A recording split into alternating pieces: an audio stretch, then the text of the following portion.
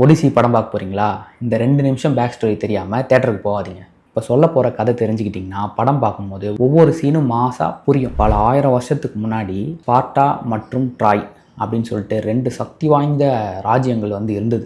இவங்கெல்லாம் பார்க்குறதுக்கு கொஞ்சம் சாதாரணமாக கொஞ்சம் சாஃப்டாக தெரிஞ்சாலுமே ஸ்பார்ட்டா அரசன் மெனேலியஸ், அவனோட சகோதரன் ஆக்மெம்னான், இவங்க 2 பேரும் சேர்ந்து ட்ராயை எப்படியாச்சும் கைப்பற்றிடணும் அப்படின்னு சொல்லிட்டு சந்தர்ப்பம் பார்த்துக்கிட்டே இருந்தாங்க.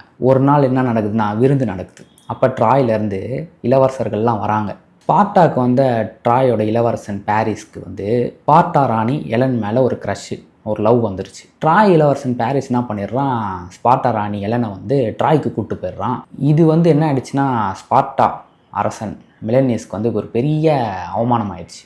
ட்ராய் அரசன் பாரிஸ் இது எதிர்பார்த்த விஷயந்தான். மெனேலியஸ் என்ன பண்ணிட்டான், அவனோட பிரதர் கூட சேர்ந்து சரி இந்த ட்ராயை எப்படியாச்சும் காலி பண்ணோம் அப்படின்னு சொல்லிட்டு ஒரு வரலாறு காணாத ஒரு போரை ஸ்டார்ட் பண்ணுறாங்க.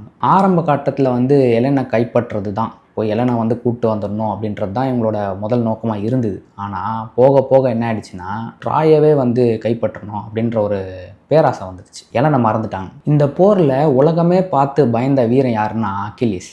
அவங்க மட்டும் சும்மா இல்லை, ட்ராயிலையும் ஒருத்தன் இருக்கான் ஹெக்டர்.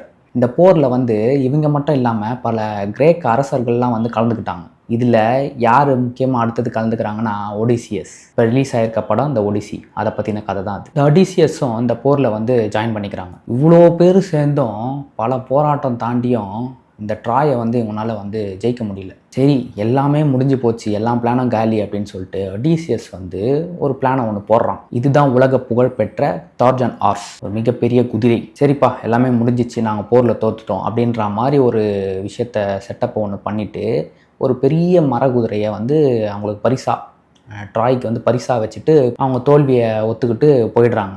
ட்ராய் போர் வீரர்கள் என்ன நினச்சிட்டாங்கன்னா இது நம்மளோட வெற்றி சின்னம் அப்படின்னு சொல்லிட்டு இதை கொண்டு போய் நம்ம ஊரில் வச்சுக்கலாம், இதை எடுத்துக்கிட்டு ஊருக்குள்ளே போகிறாங்க. நாங்கள் தோத்துட்டோம் சொல்லிட்டு போனாங்க பார்த்தீங்களா, அவங்களோட மாஸ்டர் பிளானே அந்த குதிரை தான். இவ்வளோ பெரிய குதிரையை ஒன்று விட்டு போயிருக்காங்க அப்படின்றது மட்டும் தான் இவங்களுக்கு தெரிஞ்சதே தவிர அந்த குதிரையை பற்றின வேறு எந்த விஷயமும் இவங்களை யோசிக்கல.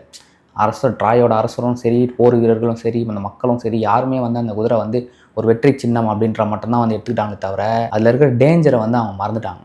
கிரேக்க அரசர்கள்லாம் வச்ச பிளான் என்னென்னா அந்த மர குதிரைக்குள்ளே இவங்களோட வீரர்களை உள்ளே பதுங்கி இருக்க வச்சுருக்காங்க. அந்த பெரிய குதிரை இப்போ நகரத்துக்குள்ளே இருக்குது, பொழுது சாயட்டும் அப்படின்னு சொல்லிட்டு மரக்குதிரைக்குள்ளேயே அந்த பொம்மைக்குள்ளேயே எல்லா போர் வீரர்களும் வெயிட் பண்ணிக்கிட்டு இருக்காங்க. நைட் ஆகிடுச்சு. மரக்குதிரையிலேருந்து வெளியே பார்டர் கேட்டெல்லாம் திறக்கிறாங்க. வெளியே காத்துட்டு இருந்த போர் வீரர்கள், கிரேக்க வீரர்கள்லாம் உள்ளே வராங்க. உள்ளே வந்தது அப்புறம் போட்டு வெளுன்னு வெளுத்துட்டாங்க.